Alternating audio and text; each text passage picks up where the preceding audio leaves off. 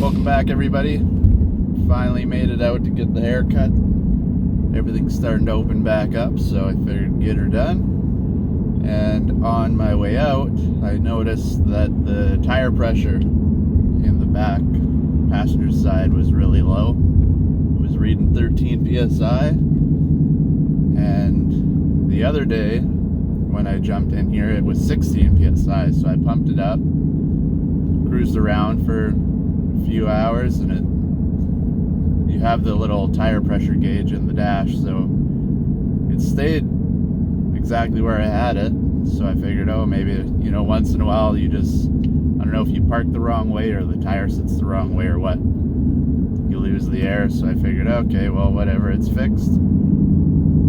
Then parked it for a day and a half-ish, jumped in here today to go get the haircut, same thing, 13 psi this time. So I figure we're gonna jack up the car, take the wheel off because there's obviously something in there, get it in, get it plugged up. But I figured I'd show you guys something that comes with the Mustang that a lot of people might not really know that's even in there.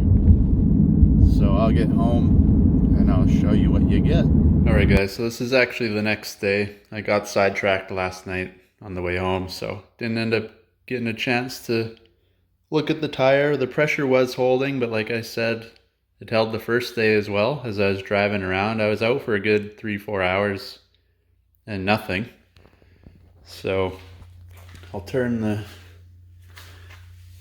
you can see here, just slightly bulged on the bottom, but I noticed with these tires, it's got a pretty meaty sidewall on it. So like even when it was down to 13 pounds of pressure, it doesn't look like it's flat. You just get just a slight bulge in the bottom. So I guess having the sensors inside the car or in the tires that tell you in the car is a good thing, because if you're not paying attention, I wouldn't even have known it was flat if it didn't give me the little ding in the dash there. But what I'll do is I'll jump in the car, and I'm not going to fire it up, but I'll get it on auxiliary mode and we'll see what she's at today. Alright, so we're in here. Let's just pop her on for a second. See.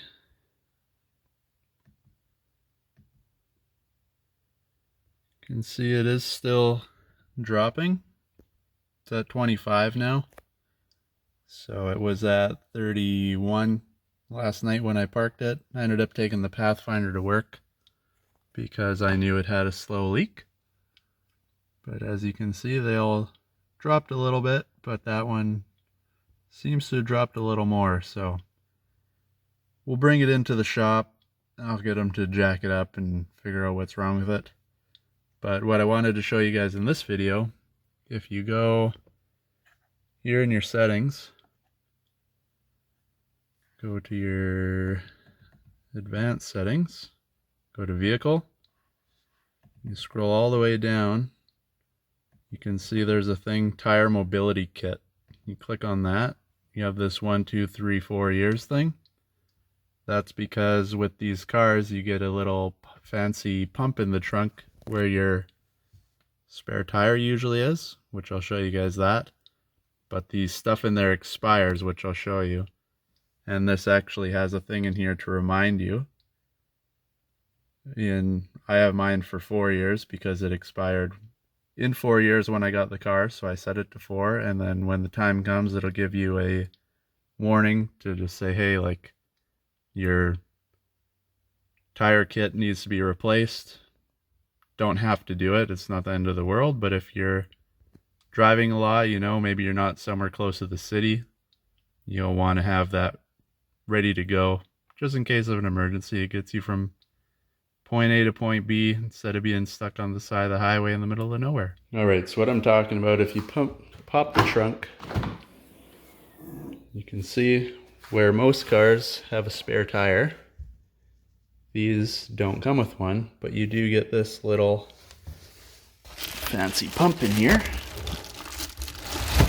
which I used to pump up the tire already once, and it works really well. So we'll just unwrap it for a second here.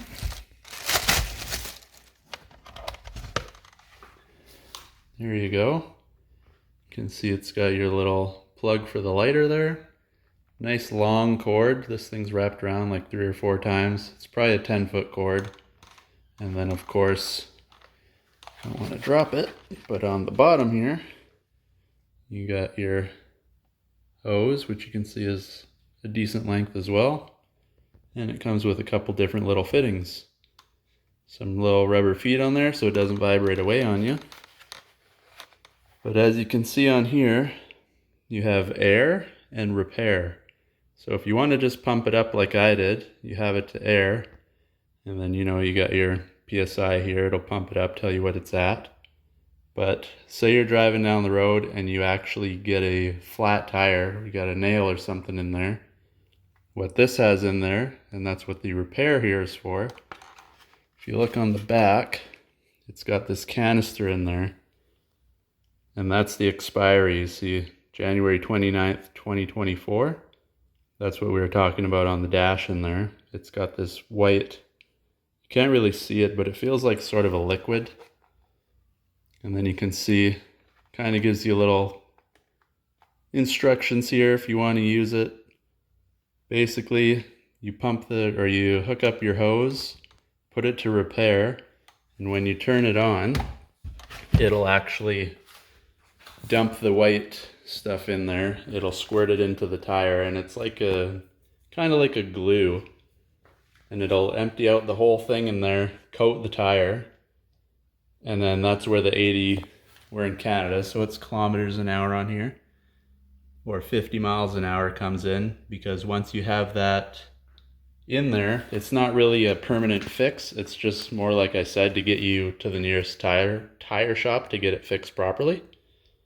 So it'll coat it, you leave it for like 10 minutes to harden, and then you can pump it up to whatever PSI you need and get yourself to where you're going. The reason I didn't use it is because, first of all, I don't want to waste it. Like I said, I pumped mine up yesterday. It still only lost about 5 pounds overnight. So it's not a huge leak, and it's not like I'm in the middle of nowhere. If I'm driving down the highway and I was to have a flat tire and I couldn't get a tow truck or no reception or anything, that's when I would want to have this ready. I don't want to waste it because it is a one-time thing. Just keep that in mind. Also, what I've read online is once you pump it up, the valve stem here, because it pumps through the hose, your valve stem and the sensor, which is inside the tire for the pressure sensor to tell you what your tire pressure is at on the gauge, is toast along with the hose on here, because I guess it goes through everything, and then obviously it, just like in the tire, it hardens up. So once it's hardened, then you're kind of screwed. Your sensor's all covered in it. Obviously the hose is full of it. So next time you try to use the pump just as a pump, or to use it with more of the liquid stuff, it won't work because it's just going to be like solid like a rock. So like I said, don't use it, you're losing a tiny bit of air, don't go wasting it on that. Keep it for an actual emergency. Alright guys, here we are back a couple days later. Ended up getting the tire fixed because I let it sit for another day or so, and we dropped back down to about 18 PSI. So it was leaking super slowly. It brought it into the tire shop, and they found a tiny little nail in there.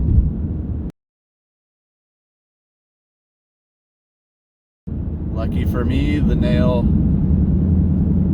had a pretty big head on it, so I think with the softer rubber, when it punctured the tire, it kind of just became its own sort of plug at the same time. Otherwise it would have just leaked out while I was driving, and that would have been a pain in the butt. So like I said, if you end up using the pump, just keep in mind it does wreck the valve stem and your sensor inside. The actual hose on the pump will be needed to be replaced, and when you use it, you're supposed to use the whole canister, so you'll have to replace that also mentioned, I personally would keep it for emergencies. A little leak like this, you can pump it up in the morning and either drive on it or at least go and get it fixed. Whereas if, I don't know where you guys live, but around here there is areas where I can drive and I'm kind of in the middle of nowhere really. You're up in the mountains. There's no reception or anything like that. Very limited people that drive by. So I personally would keep it more for a situation like that. If I was to get a flat tire up there, there's no spares or jack in the car, use this and hopefully your tire will be able to be pumped up and get you to where you need to go to get it fixed or replaced. Whereas if you just get a little leak like this and you blow it on there right away, then you're kind of screwed, or you're forced to get it all, you know, repackaged up, and basically it'll cost you more money in the end to replace everything than just, you know, hold off and get your tire fixed. Mine, they actually fixed for free. I lucked out because I'm gonna need new tires pretty soon. So I told the guy that when the time comes, I will just come to him to get new wheels. They had a pretty good deal on them. Still not cheap, but when the time comes to need new rubber, or if we end up getting different rims, different rubber, I got a place to go where I know they won't be ripping me off and trying to get every penny they can. So it's a you scratch my back, I scratch yours type of thing. And like I said, they did awesome work. I've been driving around for another day since I got it fixed, and it seems to be holding just fine. So hopefully you guys enjoyed this video. If it helped you out, let me know. And if you want to see anything else, let me know. But like I said, hopefully you enjoyed it. I like to show the little things about the car that maybe not everybody else will show on their channel, or that some people might not know about. So hopefully you enjoy this type of stuff. We got more of the mod types and different cars coming as well, so stay tuned for that. And if you haven't already, thumbs up and subscribe, and we'll catch you guys in the next video.